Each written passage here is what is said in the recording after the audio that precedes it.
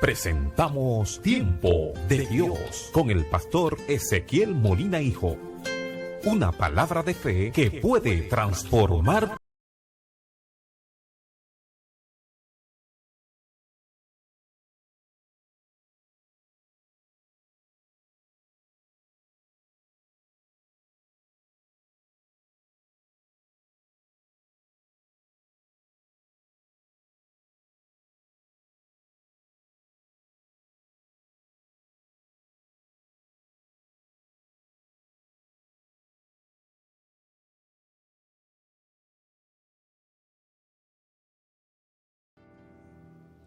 Hechos 20, 28. Vamos a leer la palabra de Dios. Quiero hablar con el tema un alerta que no pasa de moda. Un alerta que no pasa de moda. Hechos 20, 28 dice: tened cuidado de vosotros y de toda la grey en medio de la cual el Espíritu Santo os ha hecho obispos para pastorear la iglesia de Dios, la cual él compró con su propia sangre. Sé que después de mi partida vendrán lobos feroces entre ustedes que no perdonarán el rebaño, y que de entre vosotros mismos se levantarán algunos hablando cosas perversas para arrastrar a los discípulos tras ellos. Por tanto, estad alerta, recordando que por 3 años de noche y de día no cesé de amonestar a cada uno con lágrimas. Amén. Pueden sentarse.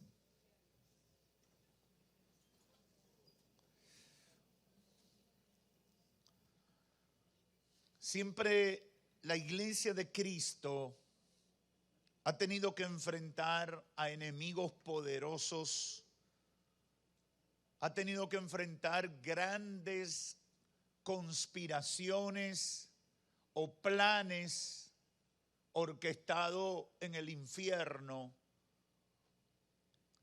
que vienen contra la iglesia con el objetivo fundamental de matar la fe de los creyentes e impedir que la iglesia cumpla con su misión de predicar el evangelio, de dar las buenas noticias del evangelio para la salvación de la humanidad. Siempre ha pasado eso, siempre han habido problemas, siempre han habido conspiraciones.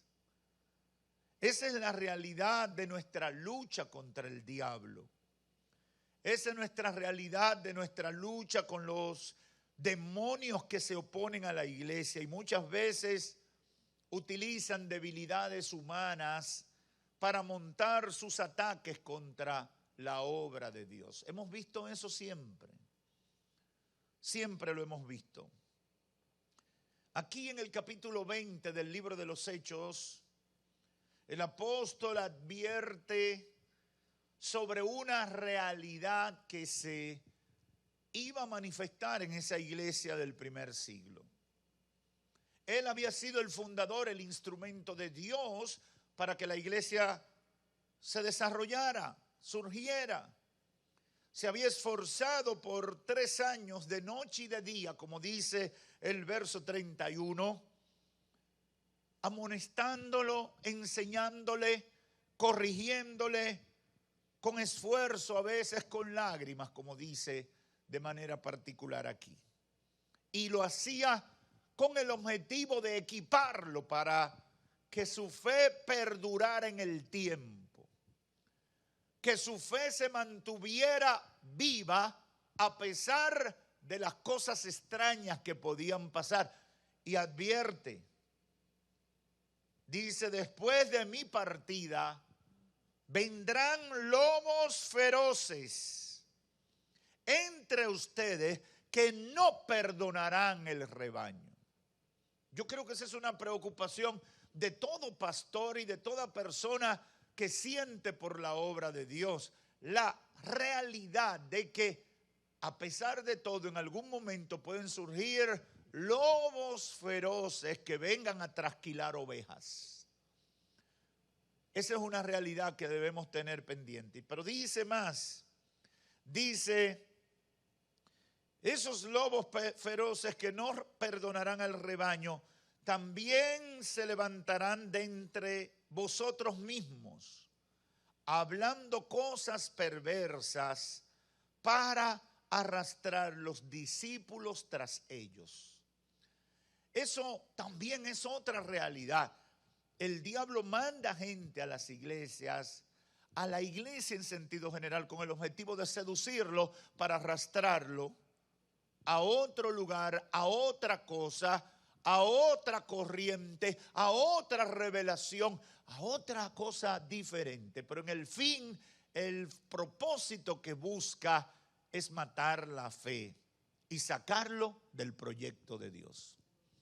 Si usted se pone a hacer un ejercicio de recordación, se dará cuenta que eso ha pasado y que ha conocido casos de personas que han sido víctimas de cosas como esa. Hoy yo quiero enfocar esta reflexión hablando de las principales razones que provocaron la reforma protestante del 31 de octubre de 1517. Y pienso en este hecho porque la reforma protestante fue un movimiento de renovación espiritual que en principio su único objetivo era que la iglesia que se llamaba cristiana volviera a los fundamentos, volviera a seguir la Biblia, volviera a dirigirse conforme a la palabra revelada de Dios. Eso era lo que buscaba la reforma protestante. Esa iglesia cristiana que se había deformado en el tiempo, y voy a mencionar algunas de las causas, que había perdido su esencia en el tiempo, producto de lo que le estoy leyendo de Hechos capítulo 20. Lobos que se introdujeron en la iglesia y el único objetivo, a fin de cuentas, era matar la fe y detener el trabajo que la iglesia estaba haciendo de reconciliar al mundo con Dios. Y esto es importante que meditemos. Y la reforma protestante tiene que ver con eso. Y es el punto de quiebre, el 31 de octubre, cuando en el mural de la iglesia de Wittenberg en Alemania, el monje agustino Martín Lutero clava las conocidas 95 tesis, que era 95 cuestionamientos a cosas mal hechas que se estaban dando en la iglesia y que eran conocidas, sobre todo con el tema de las indulgencias y el enfoque en el negocio a través de la religión. Fundamentalmente, las 95 tesis, ese es su mayor enfoque. Pero ese es el punto de quiebre, porque 100 años antes y quizás un poco más, ya Dios había comenzado a levantar movimientos revolucionarios espiritualmente hablando para que la iglesia saliera de ese letargo que había caído. Entonces, yo creo, y fue lo que el Espíritu Santo puso en mi corazón, que reflexionando sobre las razones que provocaron la reforma protestante, entendemos o podemos entender muchos de los consejos o advertencias que encontramos en la palabra de Dios para que nos guiemos por ella sin desviarnos. Si atendemos el consejo, creo que tendremos la oportunidad de celebrar la victoria cumpliendo con el propósito de Dios. Si no le hacemos caso al consejo, fracasaremos en la ignorancia espiritual que han fracasado muchos a través de la historia. ¿Por qué era necesaria la reforma protestante de 1517? Existen muchas razones, pero de manera particular y de manera muy general, yo quiero enunciar dos grandes razones. ¿Qué pasó en la iglesia? Corrupción espiritual y corrupción moral. Yo diría que ahí se encierran las dos grandes categorías. Corrupción espiritual, que es la antesala de la corrupción moral. ¿Por qué? Porque cuando espiritualmente te desconecta de Dios, el pecado llega solo. Cuando usted deja de orar, cuando usted deja de buscar a Dios, cuando usted deja de congregarse, cuando usted se desconecta de Dios, el pecado llega por gravedad. Y el diablo lo sabe. Y por eso las estrategias del diablo con frecuencia no parecen ser estrategias para afectarnos. Por ejemplo, de repente tú tienes un trabajo y tienes un éxito y tú no tienes tiempo de congregarte, ni de orar, ni de buscar de Dios. Es una bendición, tú habías estado orando mucho por eso y Dios te dio esa bendición y tú estás aprovechando la bendición porque, varón, las vacas flacas llegan solas. Vámonos a aprovechar de las vacas gordas. Ahora, tú no te estás dando cuenta que vas a pagar un precio por descuidarte espiritualmente. Luego de ese descuido espiritual vienen los pecados, viene la inmoralidad, vienen una serie de cosas que dan al traste con el propósito de Dios para nuestras vidas. ¿Qué pasó con la iglesia del Señor? La corrupción espiritual, yo entiendo que en primer lugar para la iglesia cristiana llega con la mezcla del poder político y el religioso. Cuando el emperador romano Constantino firmó el edicto de Milán en el año 313 después de Cristo, donde se establecía, entre otras cosas, que ya los cristianos no serían perseguidos por el imperio romano. La mayoría de los apóstoles de Cristo murió producto de la persecución. La mayoría de ellos terminaron entregando su vida por la causa. Porque los emperadores por rato se quedaban tranquilos, pero ante cualquier situación política que le podían pegar a los cristianos o que alguien los incitaba a creer que los cristianos eran la causa del problema, comenzaban a perseguirlos, a matarlos, a echárselos a los leones, a prenderlos como antorchas humanas para entretener a la plebe irredenta. En el 313 se establece el edicto de Milán, eso es después de Cristo, y el emperador Constantino declara que ya los cristianos no serían perseguidos, sino que se respetaba su fe, su derecho a congregarse, y más adelante se le devolvían los templos que el emperador Diocleciano, otro emperador romano, había confiscado, producto de las persecuciones. Cuando eso pasó, eso era muy bonito, eso fue una gran bendición, gloria a Dios, estábamos orando por eso. Pero ¿qué pasó?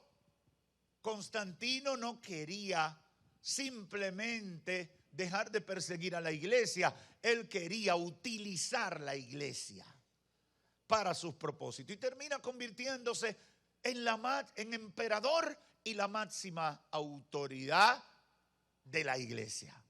Y ya los intereses del gobierno y los intereses de la iglesia eran los mismos.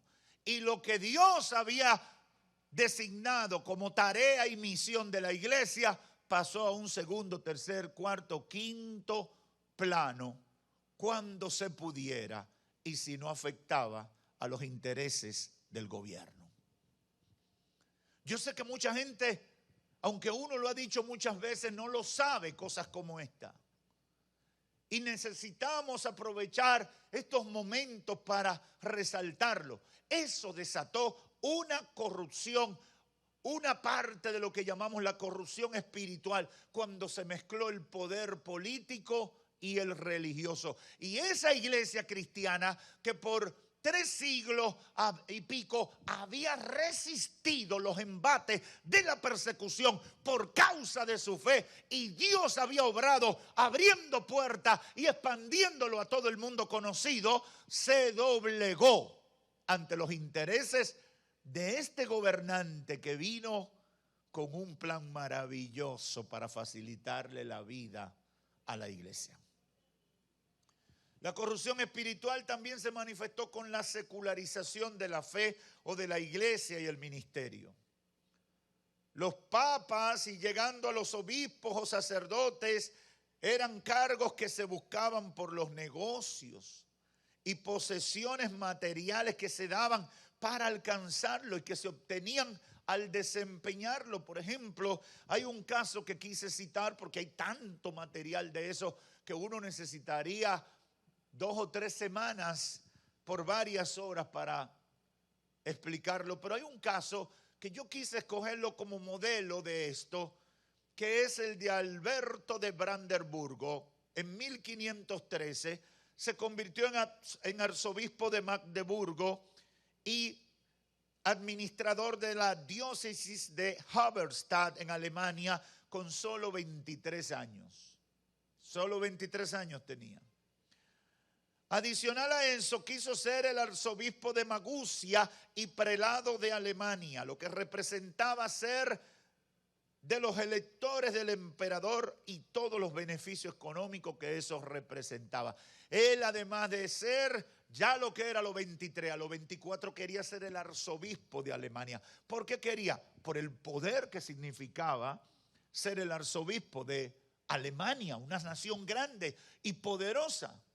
Pero también había un interés ahí en ser elector del emperador, porque a los emperadores los elegía un grupo reducido de personas poderosas, y entonces si habían 10 electores y ya tú querías ser emperador, los emperadores le hacían cuantiosos regalos a los electores para que lo prefirieran para ser emperador. Lo mismo que usted oye de ahora. Es el mismo problema, la gente con el dinero, con los beneficios materiales. Y este Alberto de Brandeburgo se convirtió en arzobispo de Alemania. ¿Por qué? Porque la Santa Madre Iglesia dijo, bueno, tú no calificas, tú no tienes mérito, tú no eres educado en los temas espirituales, tú no conoces la Biblia, pero si tú pagas 24,000 ducados,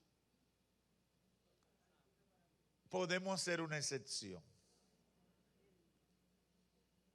¿Usted cree que eso es digno de la iglesia del Señor? Pero así estaban las cosas. Así llegaron a ponerse las cosas. 24,000 ducados era todo el dinero del mundo. Alberto de Brandeburgo era rico, pero no a ese nivel. Ese nivel era algo tremendo. ¿Y usted sabe qué pasó? Bueno, le buscaron una solución. Los bancos le buscaron los 24,000 ducados para que se pagaran con la colecta o los ingresos producto de las indulgencias que se venderían en Alemania. Y las indulgencias eran perdones papales, certificados de perdón, que tú los comprabas por una cantidad de dinero cada vez que tú pecabas y necesitabas el perdón de Dios. Entonces, como tú sabías que tú eras un pecador empedernido y ibas a pecar 10 veces cada día, semanalmente tú comprabas 70 indulgencias. 10 para cada día, y eso generaba un dineral. Bueno, a Alberto de Brandeburgo le prestaron los 24,000 ducados los bancos contando con los chelitos que el negocio de las indulgencias le iban a dejar para pagarlo. Y obviamente ahí habían beneficios y comisiones y de todo, porque eso era un saco de dinero que iba a producir. ¿Usted cree que eso es correcto para la iglesia? ¿Para los representantes de Cristo en la tierra? Pero yo solamente le menciono ese caso ya en el siglo XVI. Pero eso pasó por siglos. Ese deterioro, esa secularización, ese mercantilismo se metió en la iglesia y terminó corrompiéndolo todo. Dentro de esa corrupción moral, espiritual, está el abandono de las enseñanzas bíblicas e implementación de prácticas heréticas, apostasía de todos los niveles con la introducción de prácticas paganas para atraer a los no cristianos. Constantino el emperador, cuando se convierte en jefe de la iglesia, dice: tenemos que atraer a los paganos para que la iglesia sea más fuerte, para que el número sea más grande. ¿Y qué hizo Constantino? Vamos a bajarle algo a la doctrina, vamos a ponerla más tolerante. Y ahí es el principio donde se introducen cosas como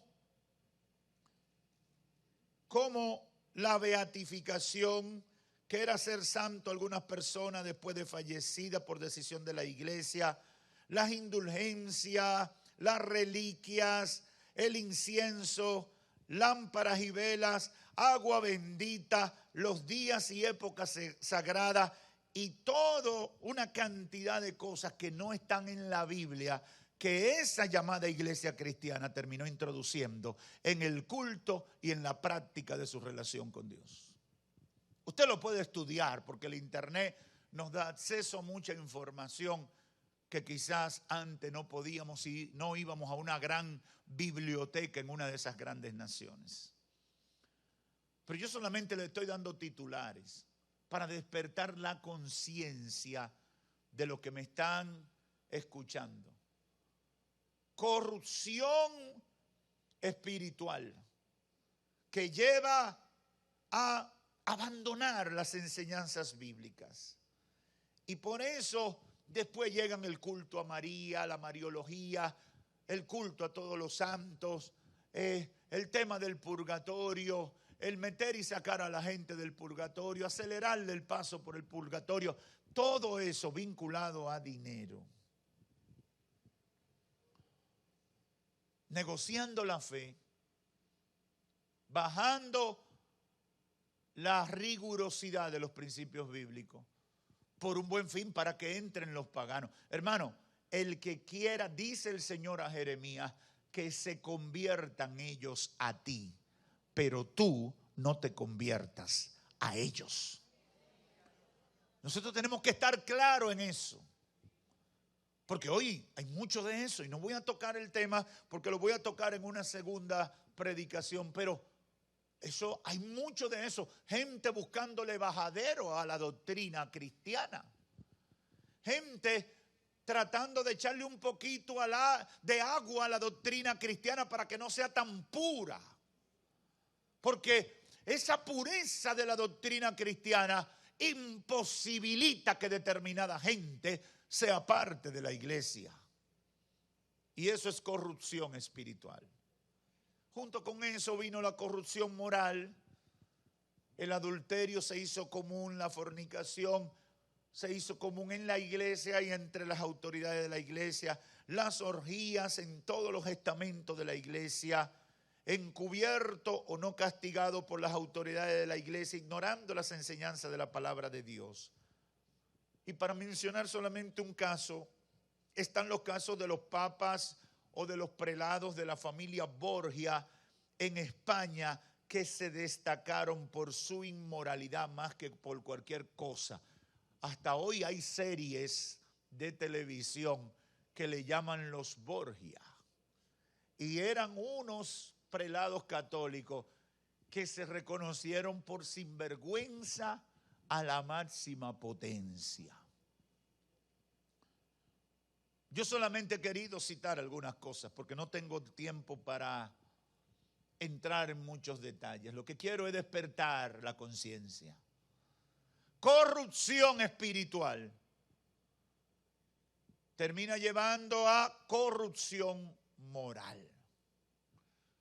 Martín Lutero, simplemente como conocedor de la palabra de Dios, porque precisamente la había estudiado y la enseñaba en la universidad de su ciudad, fue testigo directo del desvío de la iglesia en todos los sentidos y el abandono de las enseñanzas de la Biblia. Martín Lutero era católico y de los buenos y aspiraba a que su iglesia fuera restaurada espiritualmente. Ese era su deseo. Nunca estuvo en su corazón salir de su iglesia ni que lo sacaran, como en efecto ocurrió. Pero lo que él quería, lo que él proclamó, el llamado a que la iglesia volviera a la Biblia, era inaceptable para todo ese sistema corrompido. Ese sistema que se había corrompido espiritual y moralmente. Igualmente pasó, bueno, por eso Martín Lutero reacciona de la manera que reacciona y usted puede conocer su historia. Reacciona exigiendo una vuelta de la iglesia a los fundamentos. Igualmente pasó con otros reformadores o pre-reformadores como Juan Hus, Juan Wycliffe y posteriormente Juan Calvino, Juan Knox y George Fox, entre otros. ¿Por qué tantos Juanes? Porque usualmente eran gente muy cristiana, devota, y usaban los nombres de los apóstoles para ponerlo a sus hijos. La declaración del apóstol en Hechos 20 y 29 en adelante, cuando leímos al inicio de esta reflexión, es oportuna y por eso yo titulé esta reflexión una alerta que no pasa de moda. ¿Qué está diciendo el apóstol? Sé que después de mi partida, es decir, de mi desaparición física, después que yo me vaya de aquí, decía él, sé que después de mi partida, que yo no esté todos los días aquí llamándole la atención a ustedes, porque como ustedes saben, desarrollaba grandes campañas misioneras, como fueron las 3 giras o 3 viajes misioneros que presenta el libro de los Hechos. Y dice, sé que después de mi partida, verso 29, entrarán en medio de vosotros lobos rapaces. Eso se lo estaba diciendo a la iglesia de Éfeso. Había ocurrido un gran avivamiento en Éfeso. La iglesia surgió, por 3 años los preparó, pero ahora tenía que seguir su ministerio. Y dice Pablo, sé que después que yo me vaya vendrán lobos feroces que no perdonarán el rebaño. Y que de entre vosotros mismos se levantarán algunos hablando cosas perversas para arrastrar a los discípulos tras ellos. Esa es una realidad, hermano. Y es una alerta, porque toda la iglesia, primero, para cuidar su salvación, para cuidar su fe, tiene que estar alerta frente a esta realidad. Y segundo, para cumplir con el ministerio que le ha sido asignado. Porque el ministerio no está circunscrito a una persona específica, es una asignación para la iglesia. ¿Cuántos de los que están aquí son parte de la iglesia del Señor? Voy a preguntar porque algunos parece que no me oyeron. ¿Cuántos de los que están aquí son parte de la iglesia del Señor? Bueno, este alerta es para usted. Y la asignación es para usted. Esta realidad histórica y coherente que plantea el apóstol Pablo es parte de lo que en la Biblia encontramos como la batalla espiritual de la iglesia. La iglesia del Señor siempre ha estado bajo amenaza del diablo que busca destruirla, dividirla e incapacitarla para cumplir con la misión espiritual de la salvación de las almas. Esa unión de la iglesia con el poder político y el Estado romano, representado por Constantino, fue un ataque bien preparado. Una cosa que debió ser teóricamente una bendición fue el Waterloo, fue el día del fracaso de la iglesia. Porque esa iglesia que había soportado estoicamente todas las persecuciones, con esto claudicó, con esto falló. Igualito que le pasó a los jóvenes judíos cuando iban hacia la tierra prometida y fueron seducidos por las moabitas. Los que no pudieron, los de Jericó, los que no pudieron, los enemigos del desierto, los pudieron las danzarinas moabitas. Eso es como el caballo de Troya. Siempre Satanás usa estrategia para afectar la iglesia. Y esto fue un ataque bien disfrazado que representó siglos de deterioro espiritual, siglos de confusión, siglos de apostasía y profanación de la fe cristiana, cuyos efectos todavía sentimos hoy en día. Por eso el llamado para este tiempo es el mismo. Dice el verso 31, por tanto, estad alerta. Hermano, no es paranoia espiritual, es realidad del mundo espiritual. Ayer le hablábamos a los líderes también en esta dirección. Hay que saber que el diablo está al acecho. Como dice el apóstol Pedro en 1 de Pedro 5:8, hermano, estar alerta. Como león rugiente anda buscando a quien devorar. Por tanto, estad alerta. Tenemos que estar alerta, hermanos.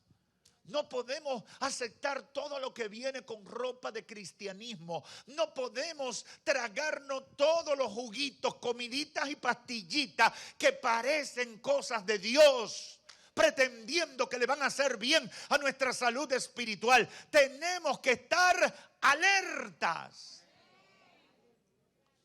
Y yo me sorprendo cómo el Espíritu Santo en las últimas semanas me ha dirigido en esta dirección a llamar la atención. A llamar la atención. La semana pasada hablábamos de cuidado con las influencias demoníacas. Y ahora esta palabra es cuidado con la contaminación de la iglesia, con la corrupción espiritual y la consecuente corrupción moral de la iglesia. Tenemos que ser firmes en la fe. Tenemos que agarrarnos de la fe una vez dada a los santos.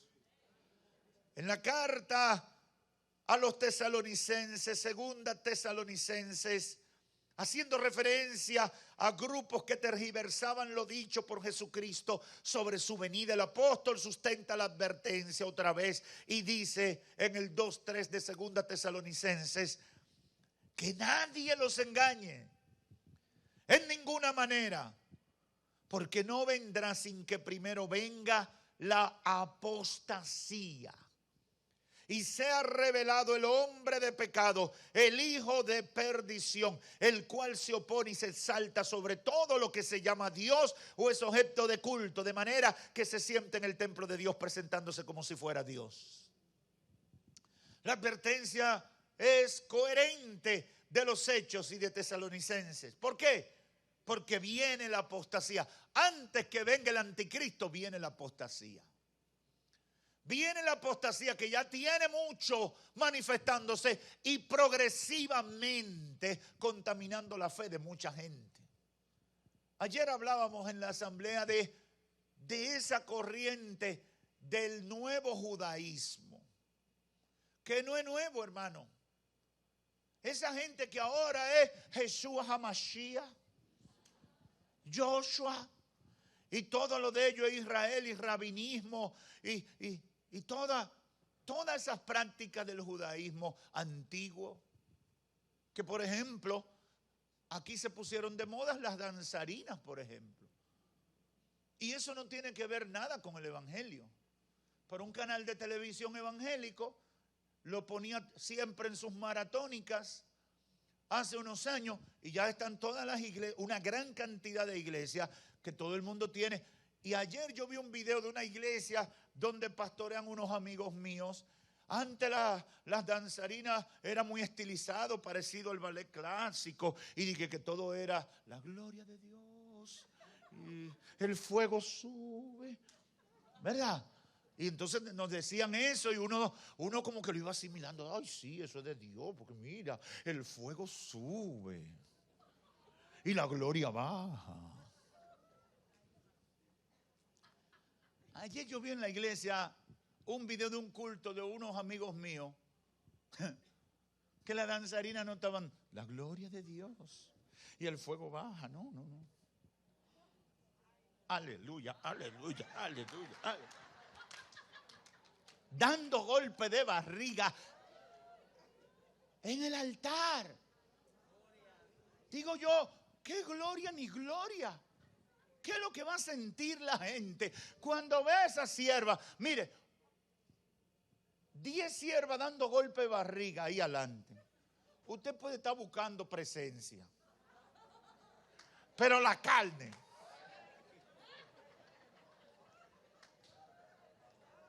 Los hombres que digan amén si yo no estoy diciendo la verdad.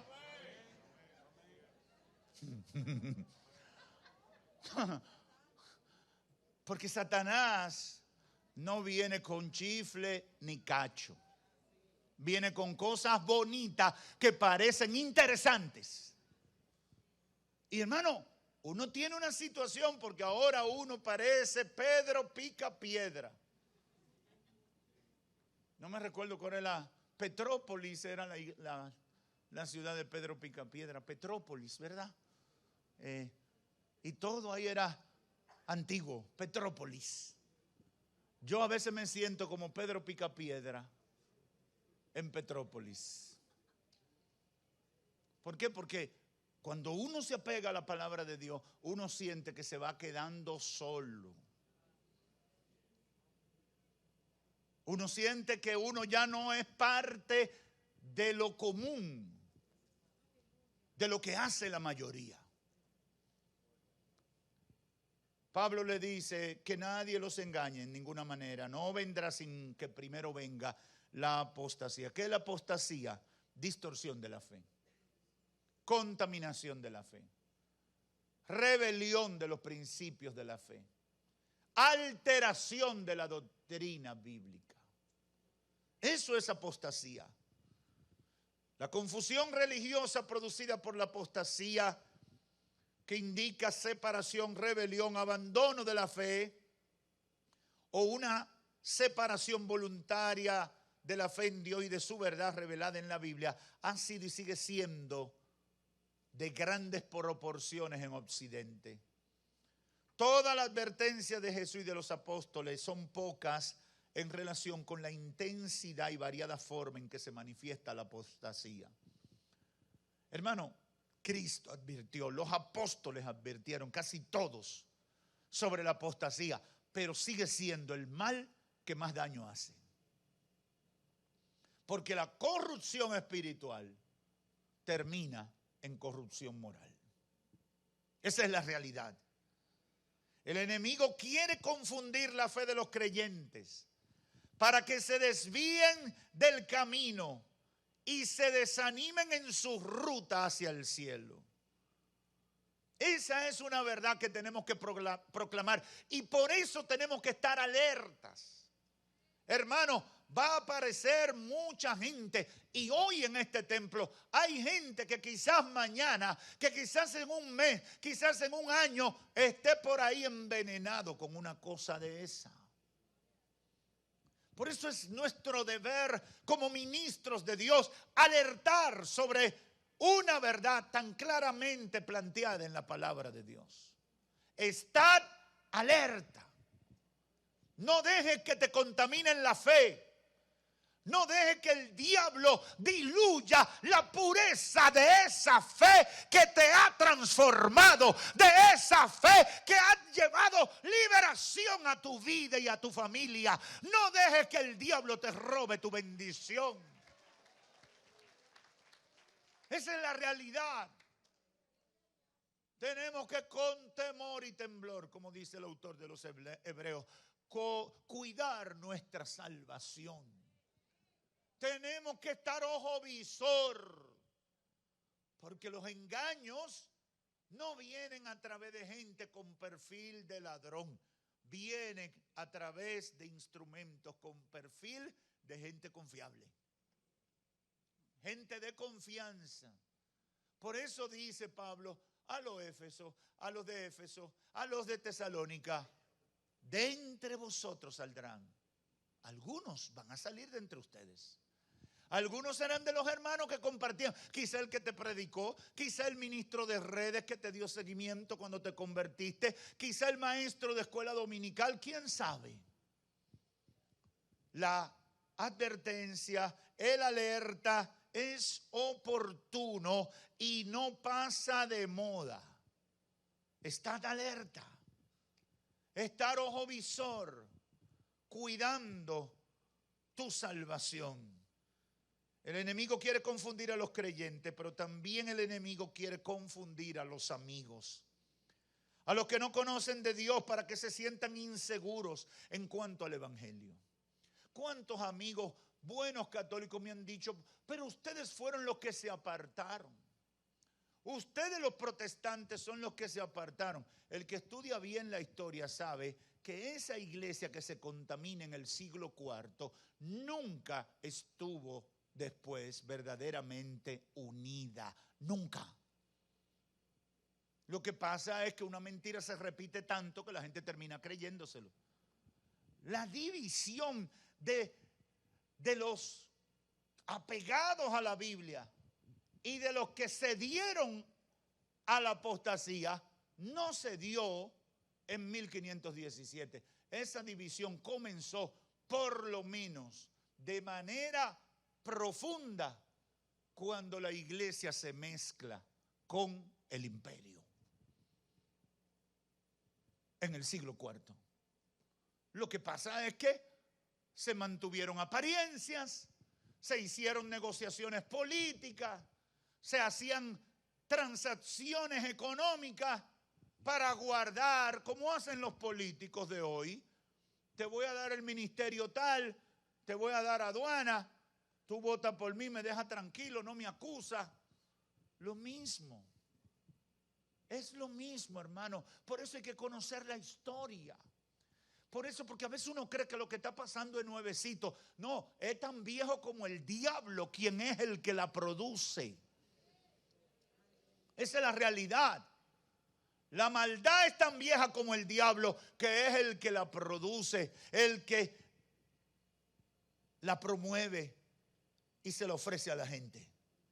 Hay muchos amigos a los que todas estas cosas le han confundido a través del tiempo. Y nuestra asignación es darle a conocer la verdad. Conocerán la verdad, dijo Cristo. Y la verdad los hará libres. Es nuestro deber comunicar la verdad. Es nuestro deber decirle la verdad. Porque el evangelio es transparente. En la Biblia tú encuentras las virtudes y los defectos de los grandes hombres de Dios, las victorias y los grandes fracasos de los hombres y mujeres de Dios. Porque Dios no pretende trabajar con seres perfectos. Jesús dijo: he venido a buscar lo que se había perdido. No he venido a buscar a los sanos, he venido a buscar a los pecadores. Aleluya, aleluya. He venido a predicarle el año agradable del Señor. Cuando allá en Lucas 4 cita el Salmo 61.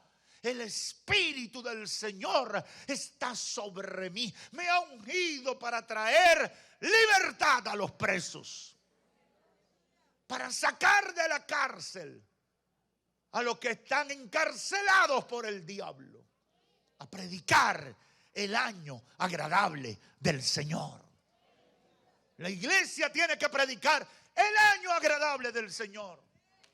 La iglesia tiene que decirle a la gente, no hay nada mejor que servirle a Cristo. La iglesia tiene que testificar de la obra transformadora del Espíritu Santo en su vida. La iglesia tiene que invitar a los pecadores al arrepentimiento. Pero tiene que decirle que tienen que arrepentirse de su pecado y tomar la decisión valiente de vivir una vida de obediencia a Dios, cueste lo que cueste. Porque al final de la historia es lo más beneficioso. Una advertencia que no pasa de moda. Estad alerta. Amigo, amiga que me escucha, el evangelio es la verdad que te hará libre de las ataduras del pecado.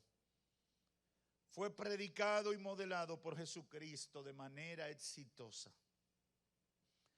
Pero en el transcurrir del tiempo, los seres humanos, muchos de los que dicen seguir a Cristo, han claudicado en su fe por las estrategias del diablo. Yo digo que los fracasos de los cristianos son la evidencia más contundente de que el diablo es real y que está trabajando. Cuando usted ve un mal cristiano, cuando usted ve a alguien que comenzó y se desvió, diga, diablo, el Señor te reprenda. Porque esa es la obra de Satanás.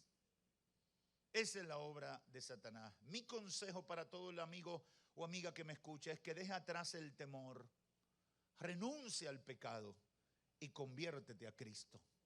Es lo mejor que te puede pasar. Yo te garantizo que si le eres fiel a Dios, si nunca te apartas del Señor, si te agarra de la palabra de Dios y la toma como guía y lumbrera de tu vida, llegarás a la meta. Llegarás a la patria celestial. La gloria de Dios se manifestará en tu vida y en la de los tuyos.